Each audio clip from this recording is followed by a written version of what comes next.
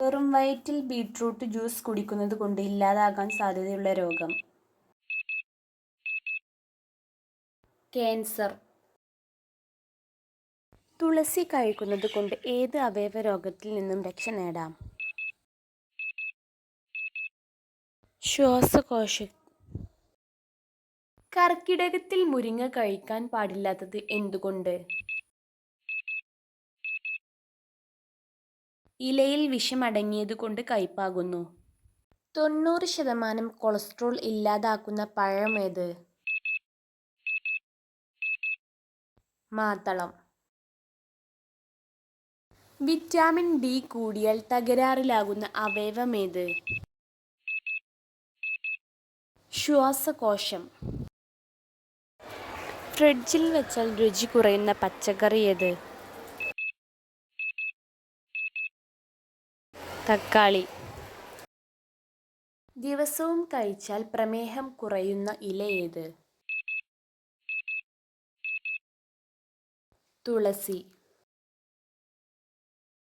മുഖത്തെ കരുവാളിപ്പ് പോവാൻ എന്ത് പുരട്ടലാണ് ഏറ്റവും നല്ലത്? തൈര്. പൂർണ്ണമായും വേവിക്കാത്ത അരി കൂടുതലായി കഴിച്ചാൽ ഉണ്ടാകുന്ന രോഗമേത്? ക്യാൻസർ. കുടലിന്റെ ആരോഗ്യത്തിന് ഒഴിവാക്കേണ്ടതെന്ത്? കോഫി. ദിവസവും കഴിച്ചാൽ വൻകുടലിൽ പുണ്ണ് ഉണ്ടാക്കുന്ന വസ്തു ഏത്? ശർക്കര. പരസ്പരം രക്തം കൈമാറുന്ന ജീവി ഏത്? വവ്വാൽ. മുടിയിൽ ഉണ്ടാകുന്ന വരൾച്ച കുറക്കാൻ ഏത് ഇല അരച്ച് തേക്കലാണ് ഏറ്റവും നല്ലത്? മുരിങ്ങയില. വെറും വയറ്റിൽ മത്തൻകുരു കഴിക്കുന്നത് കൊണ്ടുള്ള ഗുണം.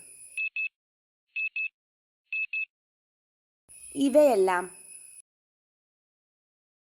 ചർമ്മത്തിൽ നിന്നും വിഷവസ്തുക്കൾ നീക്കം ചെയ്യാൻ എന്ത് വെള്ളം കുടിക്കണം? ഉപ്പുവെള്ളം.